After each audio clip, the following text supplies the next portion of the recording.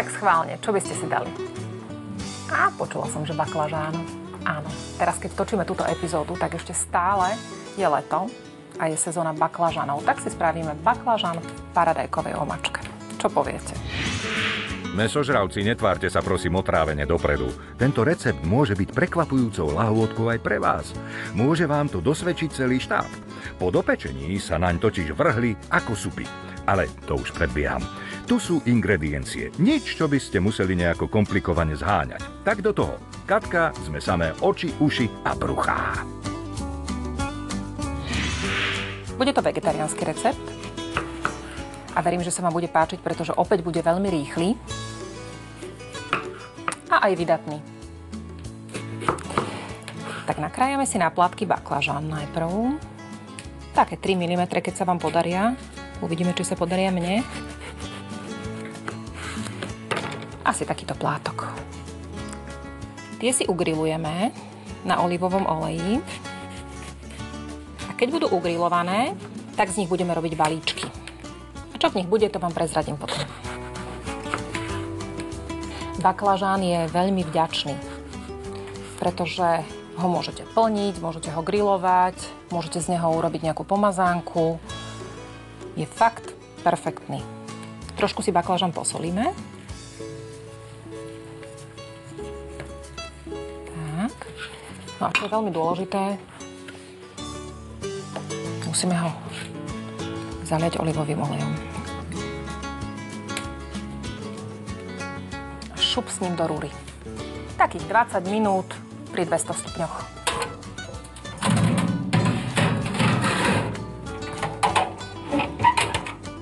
Nebudeme strácať čas, kým sa nám baklažany upečú, tak my si urobíme zatiaľ paradajkovú omáčku. Tu si iba zmiešame a potom to zalejeme, ale uvidíte.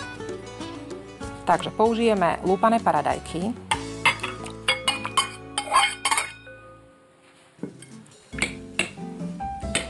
Ktoré si takto posekáte, aby tam neboli veľké kusy, ale nejaké kusky tam musia byť. Nech to nie je úplne rozmixované. Pridáme si 1 lyžičku bazálky sušenej, strúčik cesnaku, posolíme si to a čo je veľmi dôležité, lyžička trstinového cukru, aby to malo takú mierne nasladlú chuť. Tak, na čo sme zabudli? Na nič. A zamiešame. Táto paradajková zmes bude slúžiť ako zálievka na baklažány. Tie po ugrilovaní však ešte musíme gurmánsky povýšiť s kombinovaním s ďalšou dobrotou. Bude tam syr. My tu máme 2 druhy syra. Jeden je feta a druhý je niva. A môžeme ich aj skombinovať, že budeme dávať obidva. Ale ak máte radi len fetu napríklad, stačí len feta. Takto si odlomíme kúsok. Dáme do balíčka, dáme kúsok nivy, aby to bolo také pikantné. A zarolujeme. Tak. A budeme ukladať takto vedľa seba. Záleží aj od toho, aký máte veľký ten baklažán. Ak máte väčší, môžete dávať väčšie kúsky. Ten syr, keď sa rozpustí s tým baklažánom a s tou paradajkovou omáčkou, bude to fantastické. Uvidíte. A keď sme si baklažániky takto pekne zabalili do balíčkov, teraz to celé zalejeme našou paradajkovou omáčkou. Tak. Je dobre, keď to máte pokryté celé. Aby pri dusení všetky chute do seba zapadli a vytvorili nám krásnu harmóniu pri ochutnávke. Je to svieže, aromatické po tom syre. Tá bazálka krásne vonia, preto treba dávať sušenú bazálku, lebo ona je oveľa viac aromatická ako čerstvá. Ale môžete ju aj skombinovať. Tak.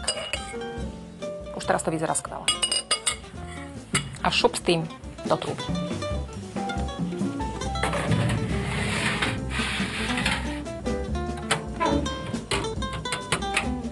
...20 minút a bude hotovo.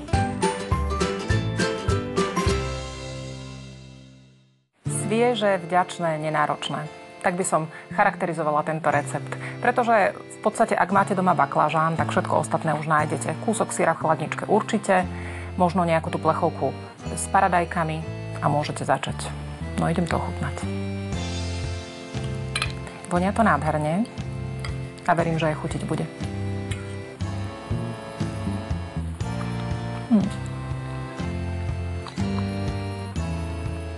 Keďže ten baklážan nie je veľmi aromatický, tak ten syr mu veľmi pomáha. Je to vynikajúca kombinácia, sa to tak doplňa. A tie paradajky k tomu svieže, ľahké, letné jedlo. A ak ste si nestihli zapísať tento recept, tak máte k dispozícii mobilnú aplikáciu televízie Joj. Tam si to nájdete a môžete sa k tomu kedykoľvek vrátiť. No a samozrejme, že aj k ostatným veciam, ktoré vás zaujali v našej relácii. Majte sa krásne, chalupári, vidíme sa o týždeň.